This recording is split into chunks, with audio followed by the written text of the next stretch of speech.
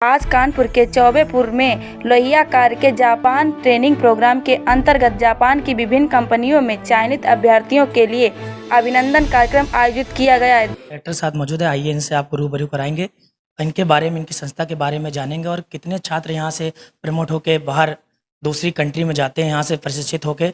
आइए इनसे जानकारी लेते, बातचीत करते हैं। सबसे पहले बहुत बहुत स्वागत है आपका हमारे चैनल में। धन्यवाद। अपना परिचय और अपने संस्थान का। हाँ, मेरा नाम है राजीव द्विवेदी और ये जो लोहिया का TTRC जिसे हम शॉर्ट में बोलते हैं, पूरा नाम है technical training and research centre. ये संस्थान हमारे लोहिया कॉर्प के जो चेयरमैन है राजकुमार लोहिया जी, उनका एक विजन था कि कानपुर में एक विश्व स्तरीय प्रशिक्षण संस्थान स्थापित किया जाना चाहिए, जिसमें कि बेरोजगार युवाओं को एक स्किल प्रदान करके, एक कौशल युक्त बनाकर और उनको रोजगार के उपयुक्त बनाया जा सके। तो इस दिशा में सबसे पहले TTRC की स्थापना हुई थी, ये 2012 सितंबर में। और यहाँ पर आप लोग को, मेरे ख्याल से सबको ये जानकारी होगी कि लोहिया कॉर्प एक विश्व की जानी मानी मैन्युफैक्चरिंग कंपनी है। जो हमारी कंपनी जो टेक्निकल टेक्सटाइल के प्रोडक्ट होते हैं, उनको बनाने के लिए जो मशीनें की आवश्यकता होती है, जिसको हम टेप प्लांट, लूम और विभिन्न प्रकार के कन्वर्जन मशीन कहते हैं, तो इस कंपनी का करीब 90 देशों में विश्व के हमारी मशीनें हैं। और भारतवर्ष में सबसे, जिसको कहा जाए, ये अग्रणी कंपनी है। सबसे ज़्यादा मार्केट शेयर लोहिया कॉर्प का है ये टेक्निकल टेक्सटाइल मशीनरी के क्षेत्र में। तो हमारे चेयरमैन, जैसे मैंने बताया, कि राजकुमार लोहिया जी चाहते थे कि एक अच्छा प्रशिक्षण संस्थान, पहले तो लोहिया कॉर्प जिन मशीनों में इन मशीनों पे ट्रेनिंग की किसी ITI, कोई पॉलिटेक्निक में इस प्रकार का प्रशिक्षण नहीं होता। तो हमने ये प्रशिक्षण संस्थान शुरू किया।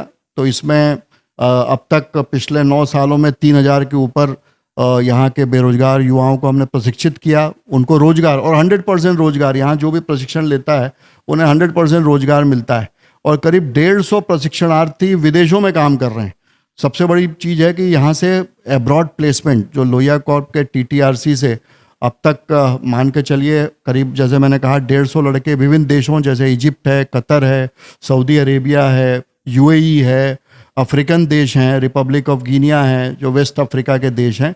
तो एक तरीके से हम लोगों ने, और गांव के लड़के, सबसे बड़ी बात है कि इस प्रशिक्षण संस्थान में जो लड़के, जो गांव के, कानपुर के आसपास, हमारे लोहिया जी हमेशा कहते थे कि सबसे पहले कानपुर जिले में 500 गांव हैं, उन गाँव के जो बेरोजगार युवक जो भटकते रहते हैं, उनको प्रशिक्षित किया जाए। अब मैं बताऊं, जो जापान, जो आज जो कार्यक्रम हुआ था, जापान प्रशिक्षण के संबंध में हुआ था। तो जापान एक भारत सरकार के NSDC, जो कि केंद्र सरकार के अंतर्गत कार्यरत है स्किल मिनिस्ट्री में, NSDC के अंतर्गत एक जापान का प्रशिक्षण होता है, जिसको हम TITP बोलते हैं। तो लोहिया कॉर्प भारत सरकार के NSDC के अंतर्गत एक महत्वपूर्ण सेंडिंग ऑर्गेनाइजेशन है। हम ये कह सकते हैं कि भारत में करीब 23-24 सेंडिंग ऑर्गेनाइजेशन है, जिसमें लोहिया कॉर्प सबसे नंबर 1 है। हम कहेंगे हमारी, क्योंकि हमने सबसे ज़्यादा प्रशिक्षणार्थियों को जापान का प्रशिक्षण देकर जापान भेजा है। तो ये जो सारे छात्र हैं, या जापानी भाषा, आज आपने कार्यक्रम के दौरान देखा होगा, जापान कार्यक्रम के जो निदेशक हैं सुची कामादा जी, जो सुची कामादा जी खुद अपने जापान से आए हैं, वो जापानीज नेशनल हैं। तो जापानी पद्धति के हिसाब से प्रशिक्षण होता है। और ये सारे छात्र, जैसे आज सबसे बड़ा ग्रुप, मेरे ख्याल से भारतवर्ष में लोहिया कॉर्प एक ऐसा सेंडिंग ऑर्गेनाइजेशन है जहाँ से सबसे ज़्यादा संख्या में आज हम लोग एक प्रशिक्षणार्थियों को जापान भेज रहे हैं।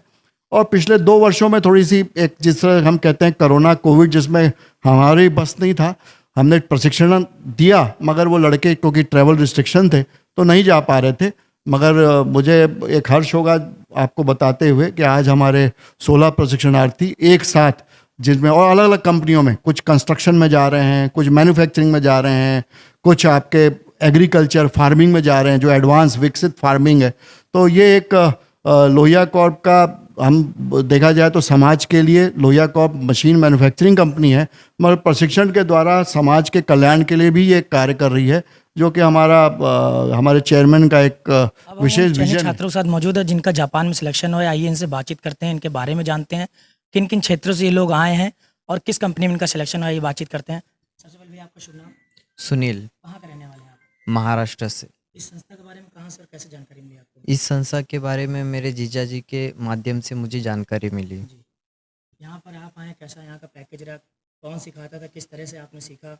और जैसे कि हम लोग को सुनने को मिला कुछ जापानीज में भी आप लोगों ने सीखा है, तो उस विषय जी। में थोड़ा सा बताइए कैसा क्या माहौल रहा है यहाँ कैंपस के अंदर का? जी, जापानीज़ लैंग्वेज बेसिक हमने सीखा है और जापान में जाके जापानीज़ कल्चर टेक्निकल चीज़ें सीख के हर हमारे स्टूडेंट हर स्टेट के स्टूडेंट यहाँ आए वाले हैं।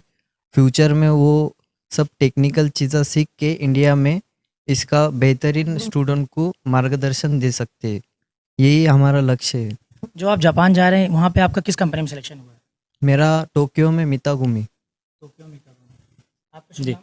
मेरा शुभ नाम श्याम पटेल है। आप कहाँ का रहने वाले हैं? जी, मैं मध्य प्रदेश के खंडवा से बिलोंग करता हूँ। जानकारी मुझे संस्थान के बारे में इस प्रोग्राम के बारे में मुझे मेरे एक फ्रेंड और सोशल मीडिया के द्वारा पता चला था। कैसा रहा आपका ट्रेनिंग पीरियड जो यहाँ 6 महीने आपने बिताए हैं, किस तरह से क्या क्या चीज़ें सीखी उस बारे में बताएं थोड़ा। जी, इस दौरान मैंने यहाँ का कल्चर सीखा, जापानी कल्चर, यहाँ के रूल्स रेगुलेशन और भी बहुत सारी चीज़ें मुझे यहाँ पर सीखने को मिली है।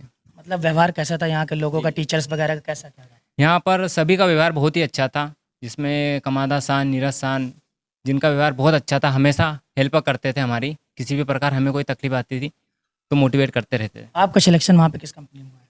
मेरा सिलेक्शन नीचे 80 की आहन में हुआ है, जो कि ओकायामा में है। कैसा महसूस कर रहे हैं आपके फैमिली पर्सन सब लोग खुश हैं? जी, बहुत खुश है, क्योंकि काफ़ी लंबे समय के इंतजार के बाद जाना हो पा रहा है। लगभग हमको 2 साल होने में आ गए हैं।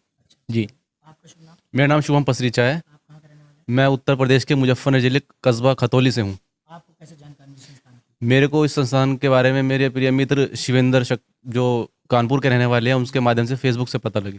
कैसा महसूस कर रहे हैं? आज सिलेक्शन हो गया आपका, आपका फैमिली पर्सन सब कैसा महसूस कर रहे हैं? आज अच्छा महसूस कर रहे हैं। यह हमें मौका करीब 2 साल बाद नसीब हुआ है, तो इसको आज जो हमारे लिए हमारा अच्छा दिन है, क्योंकि आज से ही हमारा आगे का जो आने वाला करियर है वो बनना शुरू होगा। मतलब 2 साल ये कहीं ना कहीं कोविड का अभाव के चलते ये टाइम पीरियड बढ़ गया।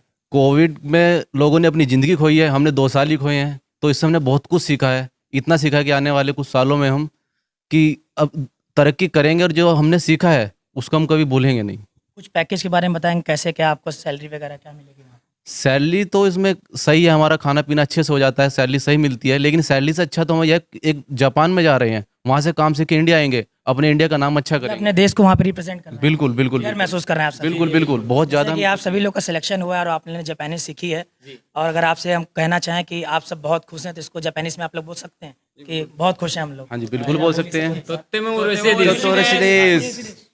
जैसे कि आप सुन रहे हैं यहाँ पे छात्रों काफ़ी एक्साइटेड हैं, जापान में इनका सिलेक्शन हुआ, अलग अलग कंपनियों में अलग अलग क्षेत्र से लोग आए, चेहरे पे मुस्कान आप देख रहे होंगे कितना खुश और हर्षोल्लास से हैं सभी छात्र।